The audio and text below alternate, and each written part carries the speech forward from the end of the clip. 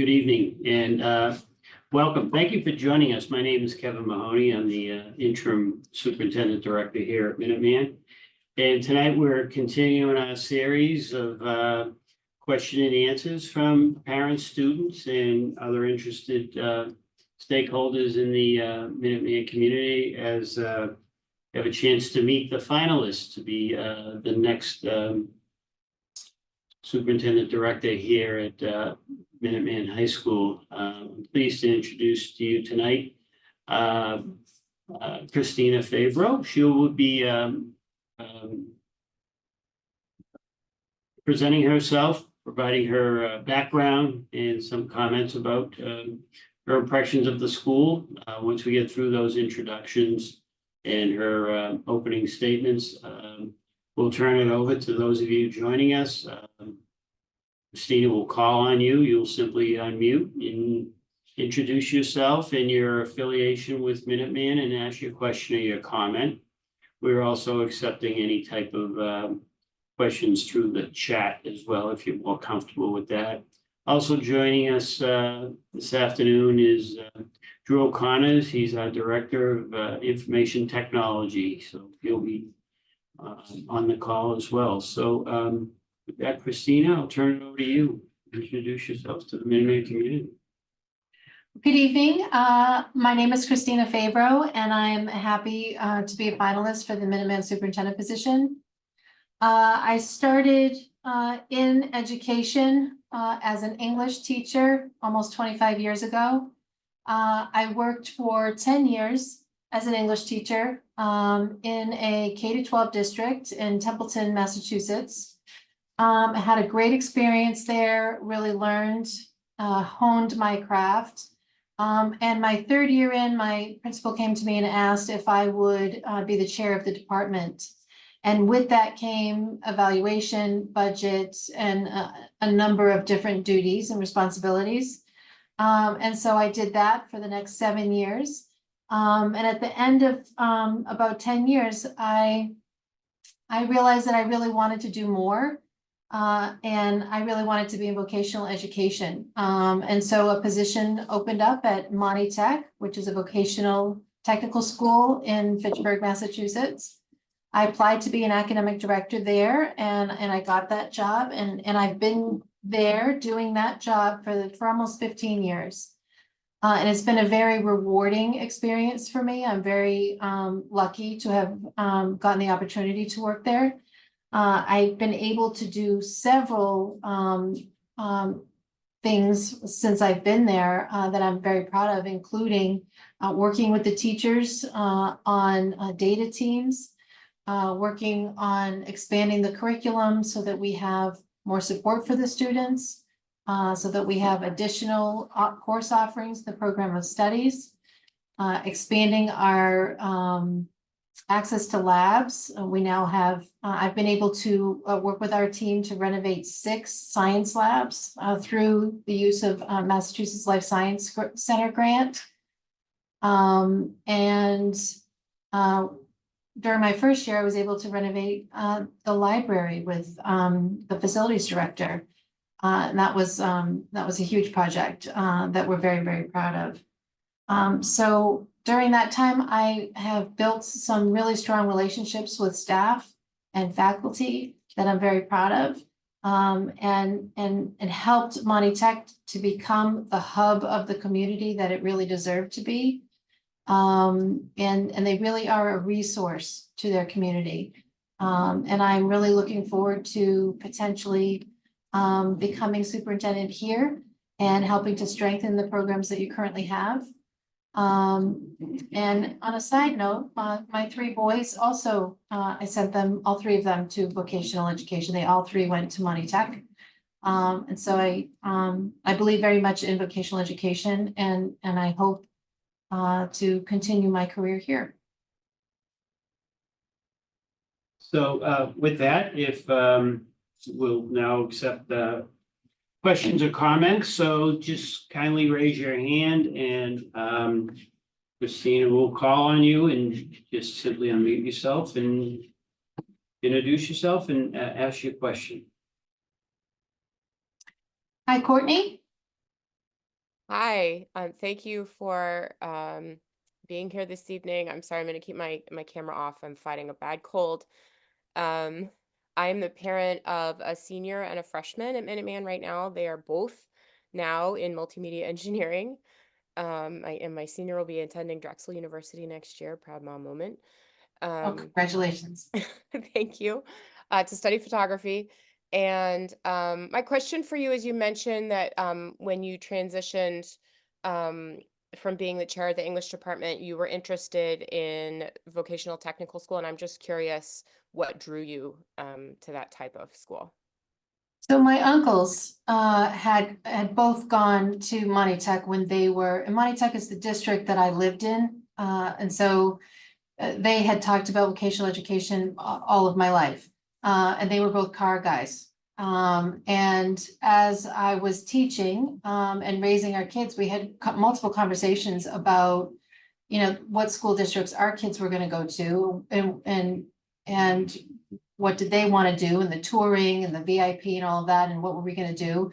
And I also had the perspective as a teacher in the building of kind of how the administration in that building was working with the vocational school that was in the same district. It's really serving, the same school, the same kids, the same community. And I was unhappy with the relationship that existed between the comprehensive district that I worked in and the vocational school district. And I thought that our administration could do a better job of partnering with them. And I thought that there was so much more that we could do together. And that's really the main reason. Okay, great. Thank you. That was very helpful. Thank you.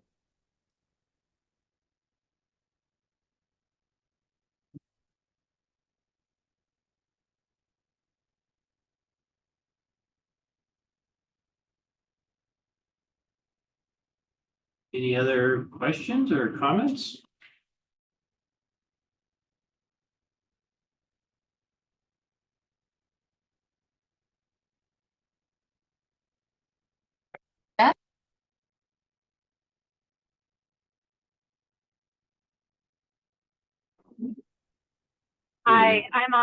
Hi, this is Beth. I'm actually en route, hands-free, so it's safe, but that's why I don't have a camera on.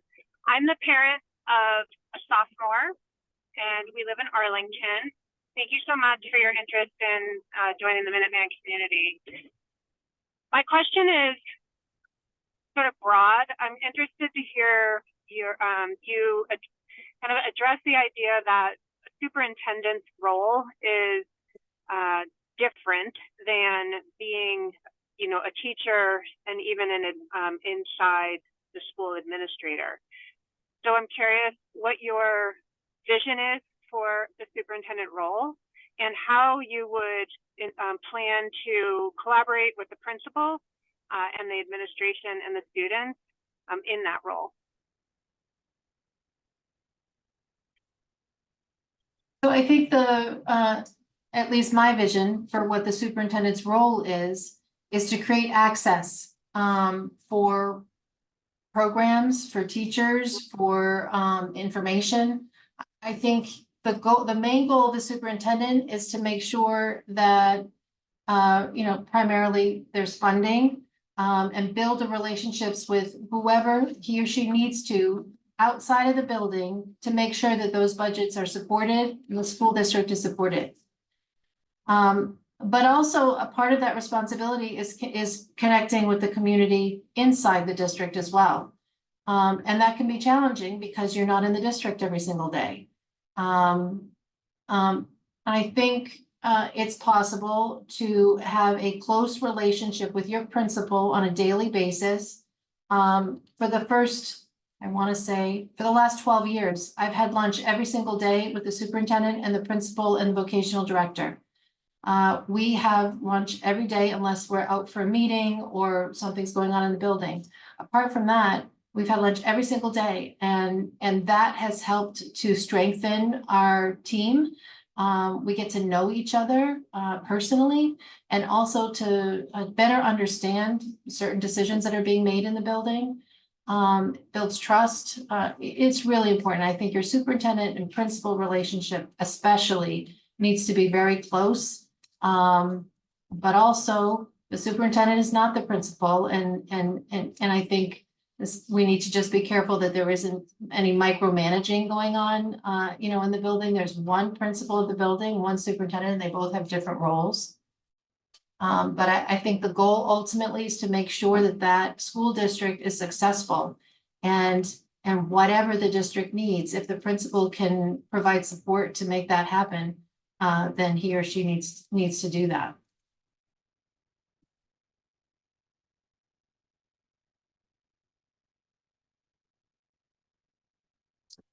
Oh, you're welcome.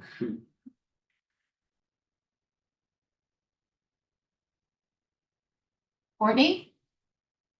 Hi, Ken. I'll just piggyback on that question. As I'm sure you're aware, Minuteman has recently posted for the position of the permanent principal.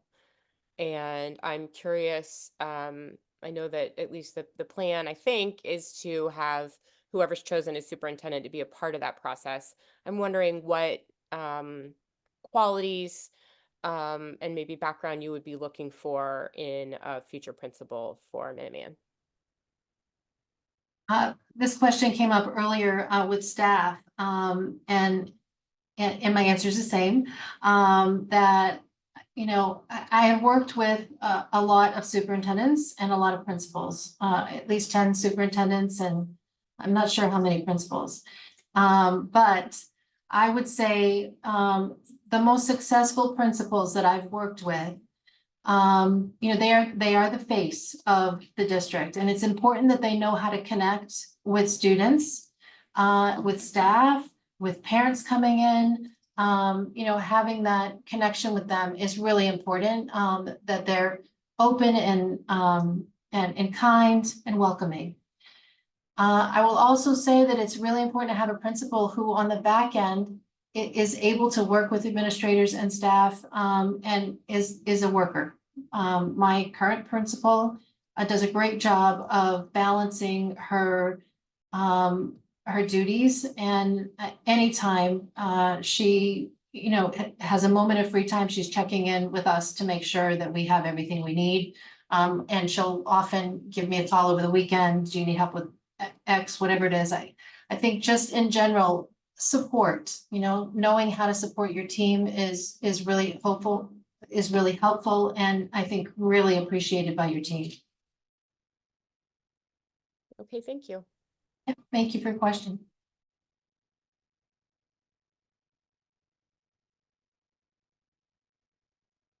Claudia? Hello. Hello. Yeah, let me see. So thank you. My name is Claudia. I'm a parent of one junior student in environmental science. I'm sure you're already familiar with the fact we have 19 different possibilities for the students to choose from, and go ranging from, automotive to all the way to biotech and computer science. So do you have any feelings about the different trades and orientations that the school offer? How do you feel about that, and trades and no trades and in general? Thank you. Well, I toured the facility this morning, today, and I got to see all of the shops, which was great, almost all of the shops. And I work currently at Monty Tech, where we have very similar trades. And I was impressed with the facility. It's a beautiful building. And in the tour, I was able to meet with almost all of the teachers who worked in those shops. And they all seem quite happy to be here, and really seem to love what they do, which I think is so important for our kids. They spend so much time in these shops, 40 hours a week, with their teachers. These teachers get to know them not just as their teachers, but as, sometimes their guidance, they provide a lot of support to the kids, and they really establish a bond with them. I think in general, vocational education is the best education that there is. I have 3 kids. I sent all 3 of them to vocational schools because it's the best education there is. The fact that these kids can graduate and the next day go into the workforce prepared, or go to college to further their degree program in their shop, if that's what they choose. It's a point of pride, I think, for me, that I have worked with, these teachers and these vocational communities to do the work that I've done. And I think Massachusetts is at the forefront of that. I mean, we are just doing it better than anyone else. So I'm very proud of vocational teachers and education in general. And I think you guys have some pretty great shops. So, Thank you. yeah, you're welcome.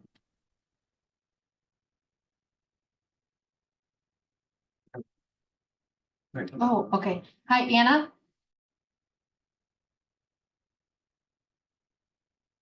Hello, I'm the mom of a sophomore who's in multimedia engineering.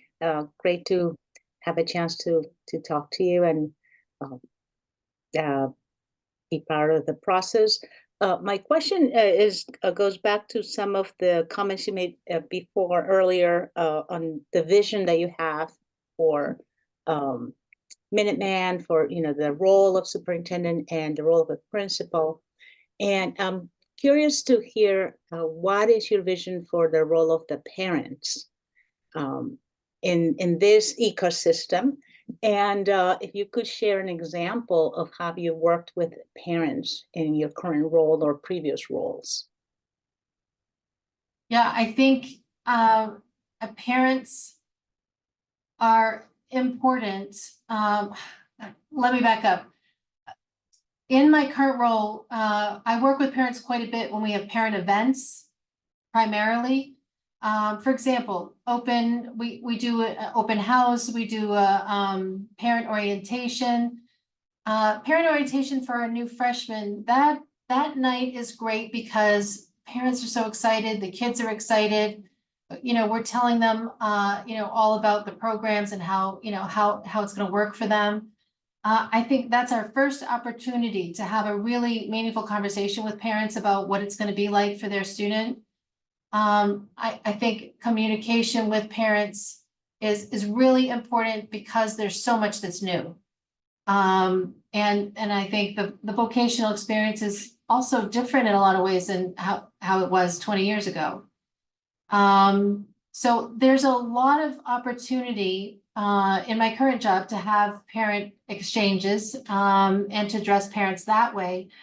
Also, I deal with a lot of parents on a daily basis. I often will get questions from parents about a conversation that their student had with a parent. I try to resolve conflict often between what a parent thinks happened in the classroom. And so I'll call the student in and have a conversation with the student about what's happened and try to come to some resolution. And sometimes it ends in a learning opportunity for the student, and sometimes it ends in a learning opportunity for the teacher. I think also whenever we have events where we celebrate the kids, one of the things that I do in the fall is run an honor roll banquet for our students and families. Any of the students that made honor roll, we invite them to a banquet and they come in, we give them their certificates, we serve them, they have a beautiful buffet dinner, and we honor them. And we honor the families too, because the families are the ones that are supporting the kids and getting as far as they have. So I do have opportunities to work with parents quite a bit. And it's always great to see parents involved, in their kids' education and asking questions and being a part of our community. Thank you.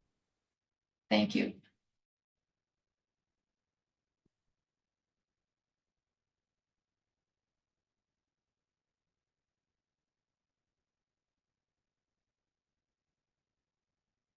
Feel free to use the chat if you're more inclined to use that. Otherwise, please raise your hand and be happy to address your question or comment.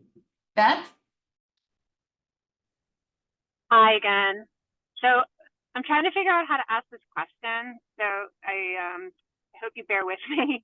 As I understand your experience, it's you've got, you know, the educator and the academic director experience.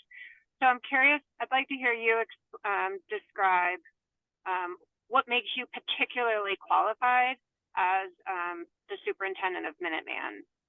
So not to be like questioning your experience, I'm just really interested to hear you talk about how you feel you're qualified. Sure. So I think there are a lot of things that I do in my current job that have helped me to hone the skills that you need to become a superintendent. And part of my experience is working with staff who I also evaluate. I think right from the get-go, when I first started evaluating staff, you know, it's balancing that relationship between being somebody's supervisor and trying to be their mentor, right? Trying to help them become the best that they can be.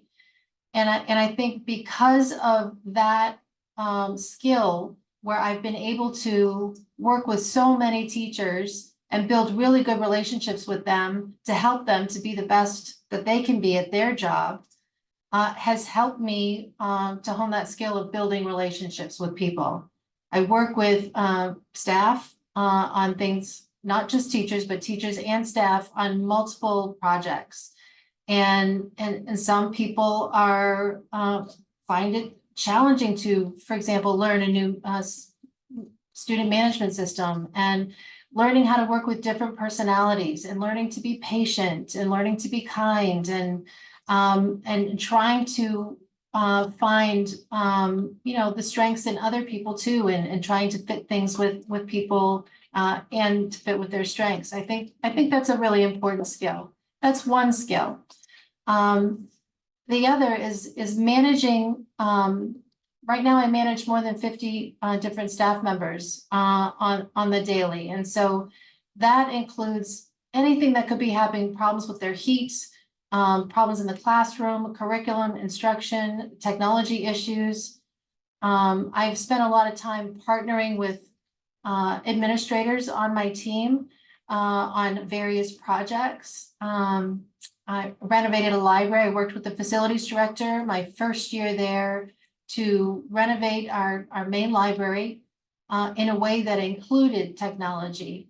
So we worked together, the facilities director and I, to make sure that we were meeting the needs of both sides of the house, the vocational and the academic, and in some cases the staff and special ed teachers as well. So I think just in general, having the almost 15 years of experience in a vocational school where I'm working with all of these staff members on various initiatives, I feel like I've gone from the ground up, starting as teacher, then department chair, then supervising the staff that I do, and then you know, in general, the district initiatives that I've been a part of, and more importantly, some of the state responsibilities I've done. I have, for 8 years, I was the state chair of the MAVA Academic Coordinators Group. And that group, when we originally started, we had just 3 meetings a year.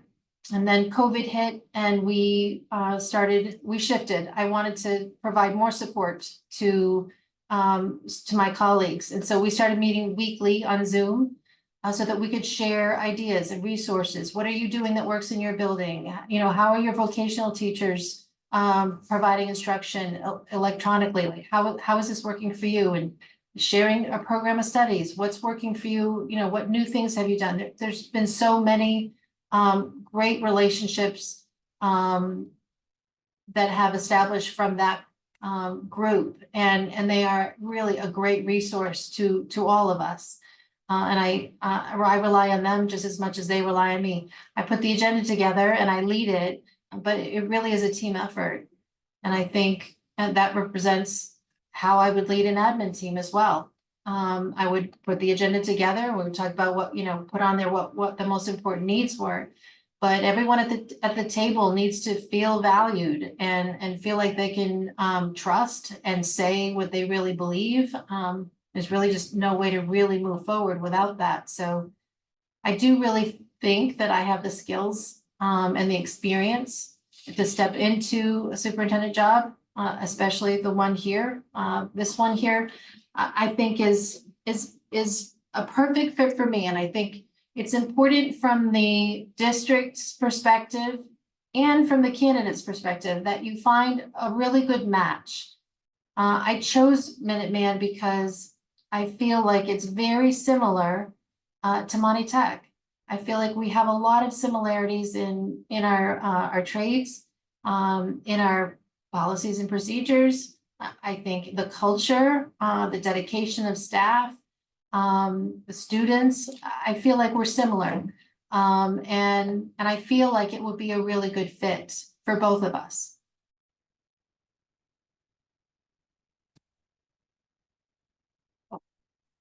Okay, thank you. Claudia?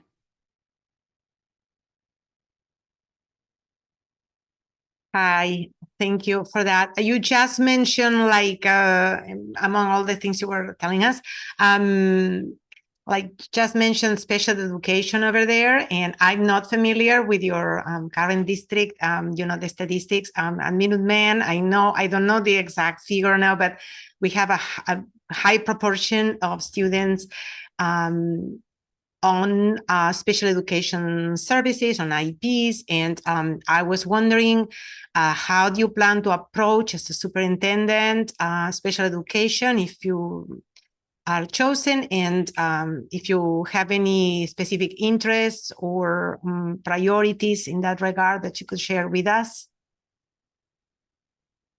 So I work very closely now and have since I've been at Monty Tech with the special ed director.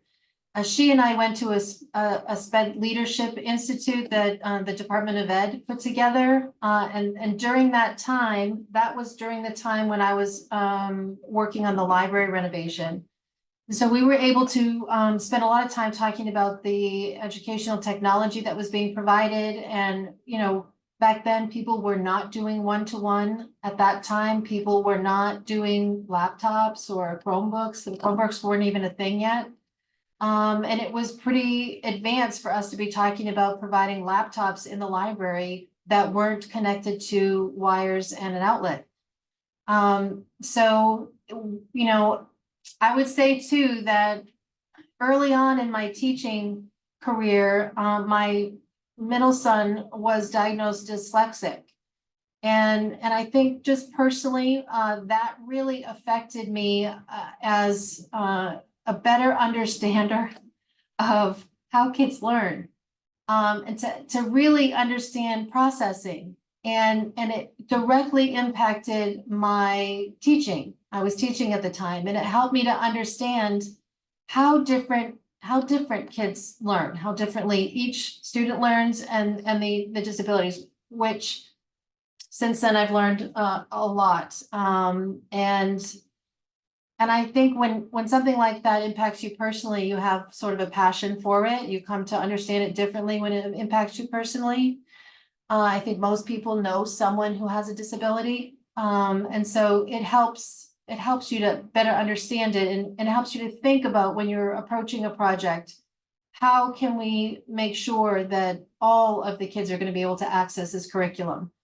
And that was one of the main reasons why we, part of my job is Title I. We get quite a bit of Title I money. And I build into that teacher coaches, data teams. These are things that support the teachers in analyzing some of the information that we get from the kids so that we can see whether or not what we're doing is working. And that's been really successful for us. If you look on our website, our school we have about 1,435 students. But a good portion of the incoming freshman class each year are Title I students. Typically, we have more students who struggle in math than English, but they struggle in both. And we placement test for more than 50 middle schools.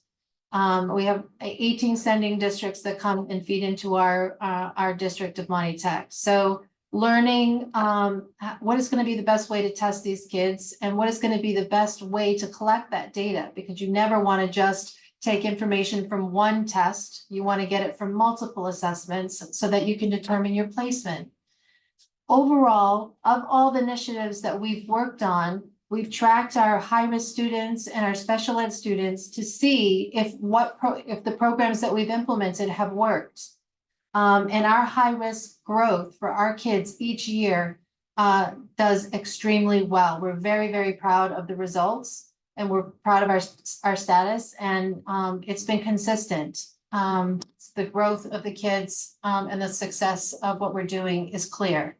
So that is sort of a core part of who I am, how I think, when it comes to making sure that we're meeting the kids where they are, and we're providing the support that the kids need, whether it's through a program or technology, whatever, so that they can access the curriculum the way they need to.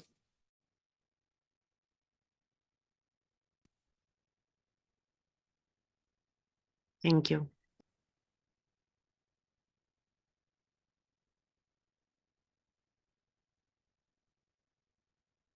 Courtney?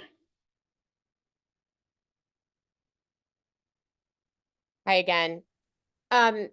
So my next question is about enrollment numbers. So as I'm sure you're aware, we have so Minuteman is no longer the best kept secret in the area, right? So we're at a point now where we're going to have more applications than we can seat, and I know that at a state level, there are a lot of kids wanting to go to vocational schools that can't.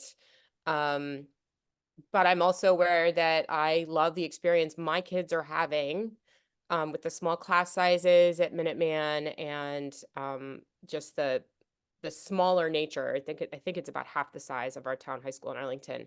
So I'm wondering if you were to become superintendent, how would you balance that need for more seats, and I know the push for more seats that's coming from the outside, while still maintaining that experience that the kids there now are having?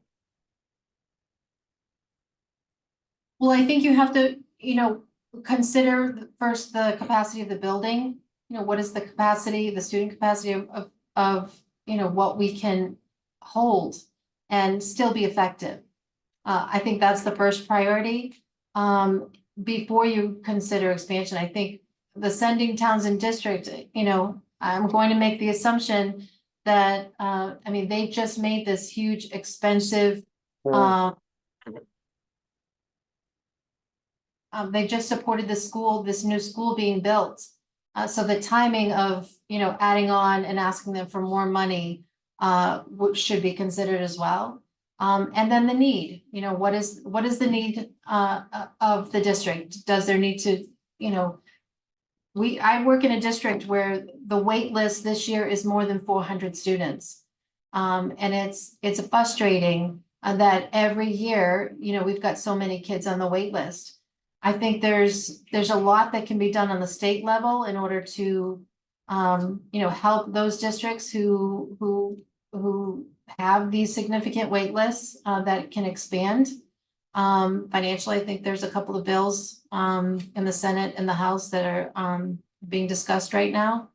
But I think in general, I would want to have a better understanding of what the need is versus what is the want? And people might want Minuteman to be bigger, but should it be bigger? How is it doing now with this size? How are the shops functioning? Do they have everything they need? And I think that's a big part of the conversation. Thank you, and I apologize for not going on mute before blowing my nose. Oh, it's fine.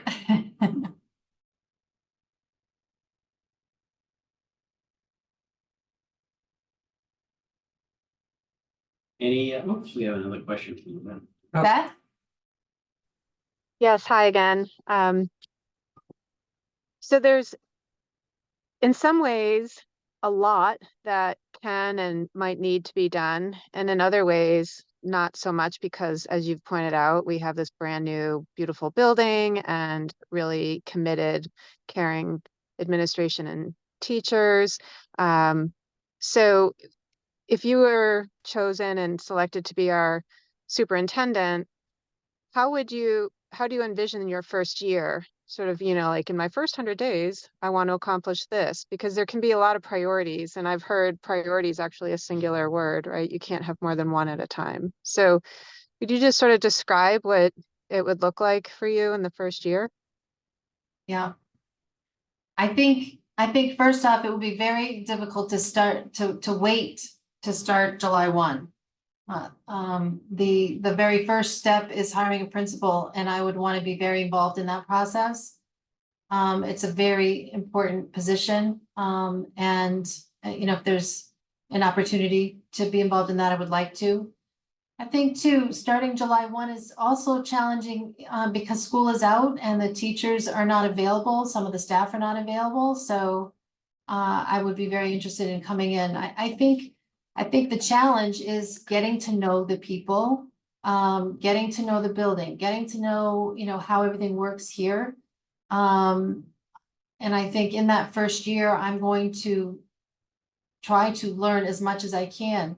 I said earlier, the gimmick of the 90 days and 90 meetings. I think basically I'm not one for slogans, but I think that's it. I mean, you just have to be proactive in making sure that you're meeting with your town representatives, establishing that very first relationship with them, so that you can build on it moving forward.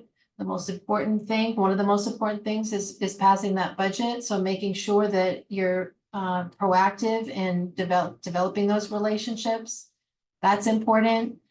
And I think there's a lot of different relationships to begin, to start, and to grow. So I think that's the number one key thing. And secondly, there's inside the building, really getting to know the building, getting to know the staff that work here. When you move up within a district that it tends to be easier. People trust you, people know you. But when you come from the outside, it takes a little while to build that trust. And I think trust is really important, especially when you're in a position that you won't see everybody every single day. And so I think that's the most important piece of what I'll do in my first year, is building those relationships. And secondly, I think a big part of, I'm very curious about the culture of the building, and where people are. And I think a big part of that, of building a positive culture or strengthening it, if it's already positive, is to have really good communication. I think communication is two-way, that you're communicating out whatever it is that needs to go out in the way that people need to hear it. But also, collecting feedback and input from staff and the community itself is really important. People, care about the community, the school community. And there are often times where we really get some great input from parents and community members, whether it's handbook related or it's, how we're running certain events or how we're providing our communication to parents and the community. So I think the first year is a big year. Relationships, building trust, also learning the process, learning the procedures here, and looking forward out to what the longer term initiatives are and what they might be. Thank you very much. That was very helpful. Thank you.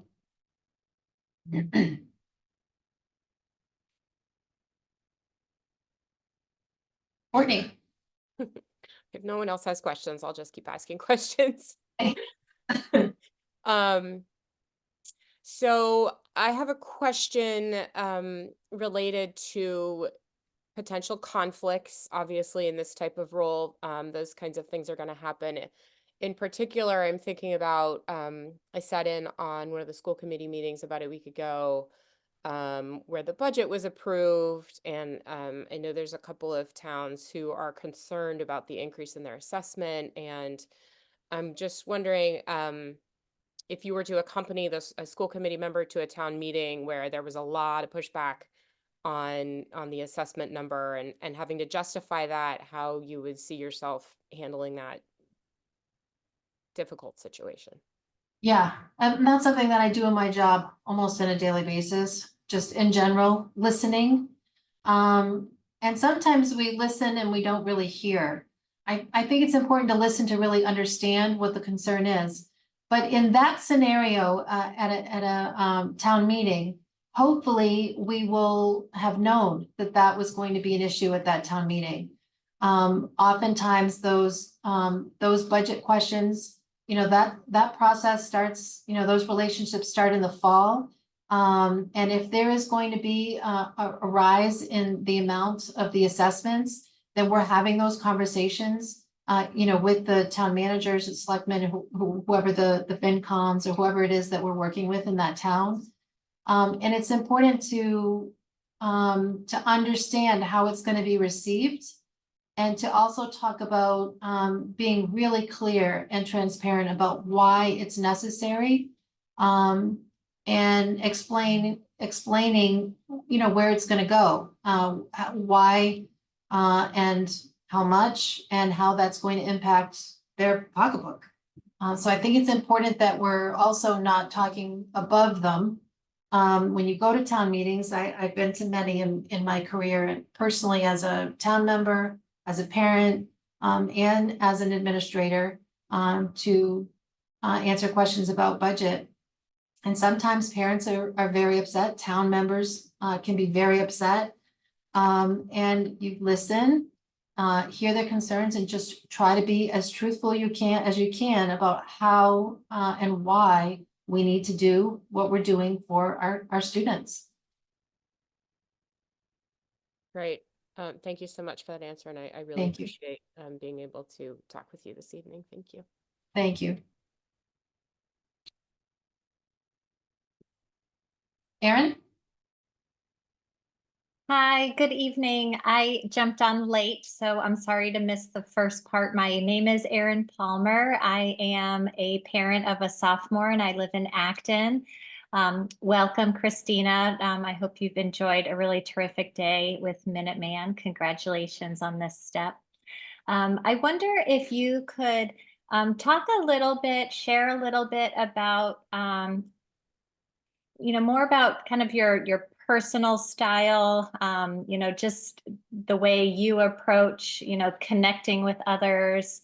How do you think about nurturing and supporting and cultivating, your team, your administrative team, your teacher team, those adults that are around, your environment. If you don't mind just kind of sharing a little bit more, just around a personal approach to cultivating those relationships. Sure.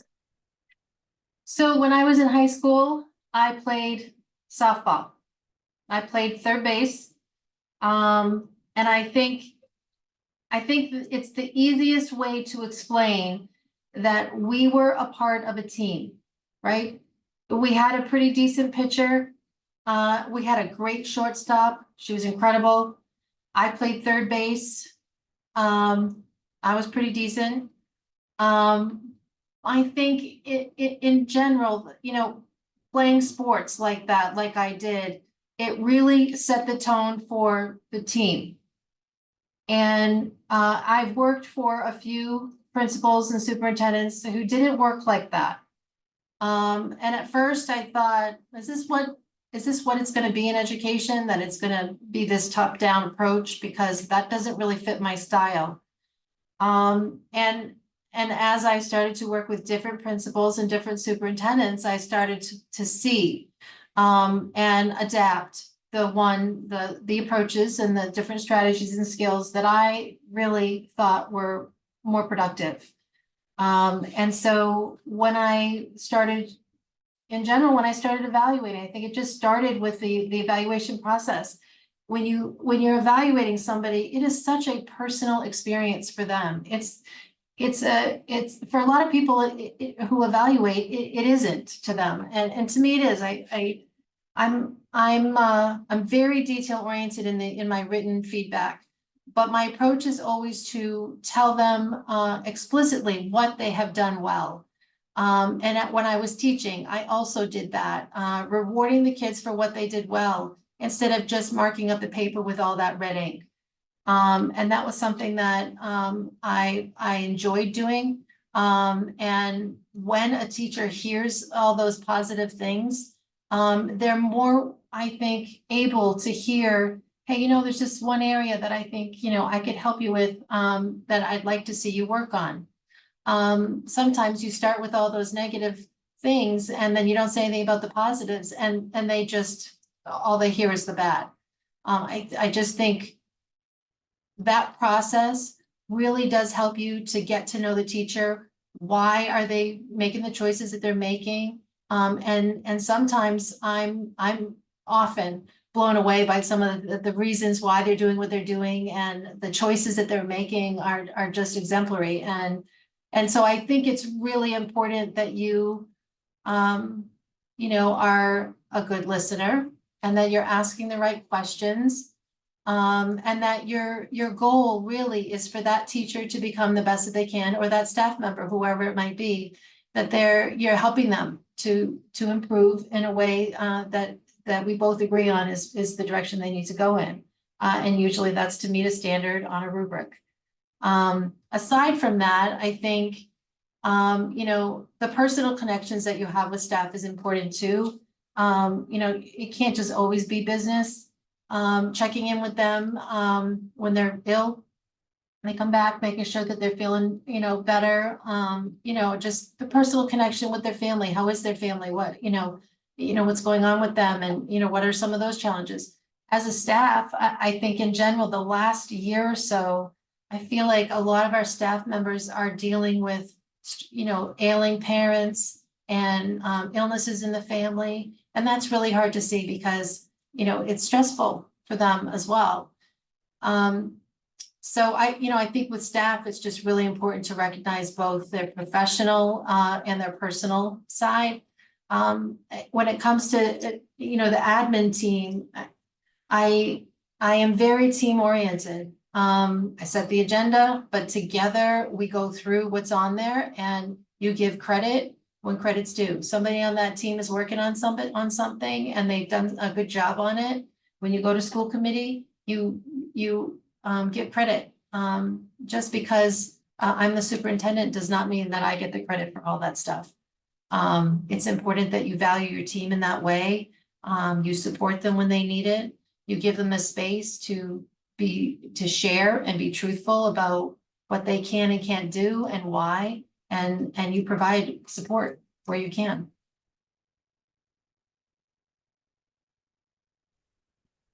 Terrific. Thank you so much, Christina. Thank you. Anna? Hi, thanks for, I want to piggyback on your previous comments. So many good, there are a few things, but I just want to focus on one. You mentioned, how teachers need to be supported and valued, and also there's room for them to improve and so on, how to create a cohesive team, and that's all great. I think that resonates well with what we would like as parents for the teachers at Minuteman to have. I guess where I'm going is how do you envision the superintendent being supported? How will the superintendent who supports the superintendent? How does the superintendent work on their own improvement? You know, how do you see yourself as a leader? How do you improve yourself? Who keeps you accountable? Who supports you? Who might be that or how might you approach that? Yeah, that's a great question. I think the superintendent role can be very lonely. I think a couple of things. I think number one, in general, I'm very reflective, just personally as a person, and I feel it's very important to learn and grow. And I am constantly thinking about how a meeting went, for example, how could I have done better in that meeting and gotten a better results or established a different relationship, or, you know, I'm very reflective that way. But I think you have to be open to criticism from others always. And I'm that way in my current job. Somebody says to me, you know, I really wish that you could have done X. Well, why? Let's talk about that. Would there be a benefit to that? And if there is, then I need to get better at that. So I think from your teammates as superintendent, from your admin team, but sometimes your teachers will be just as honest with you and say, hey, it would really be helpful if you could do X. I think also having a mentor is really important.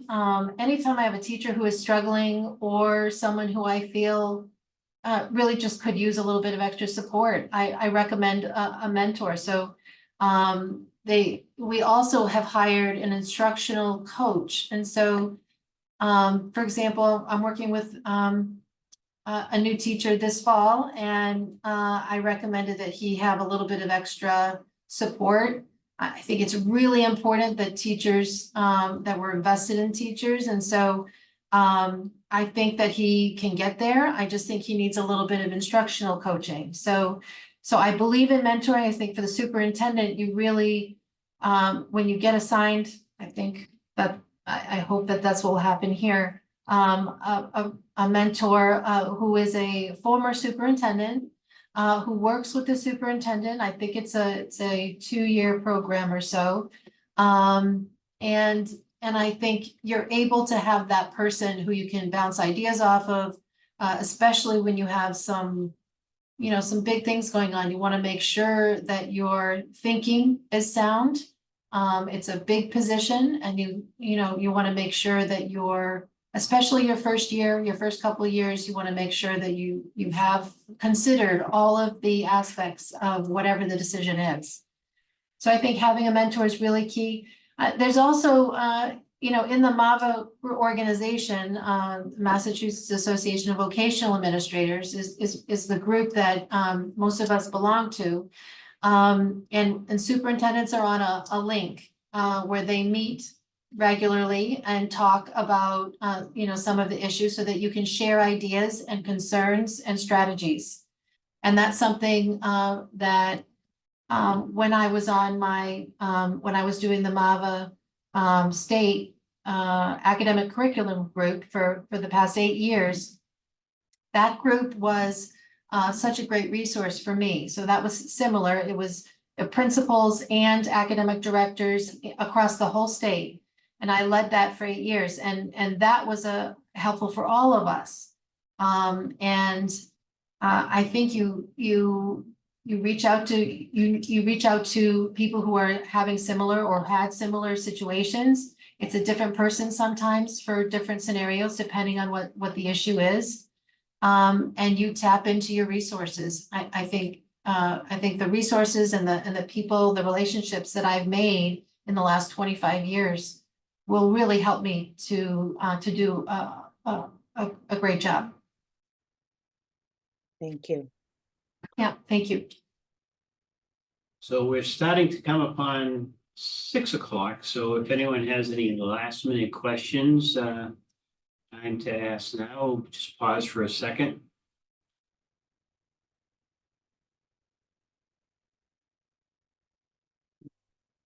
Okay, great. Well, having seen none, again, I want to thank you for joining us, having a chance to meet Christina. We really appreciate your participation, and I hope you've learned a bit more about the candidate. I'm sure Christina takes away some valuable insight as to what parents are thinking about as she continues through this process. So again, I thank you very much for your time. We much appreciate it, and have a great rest of your evening.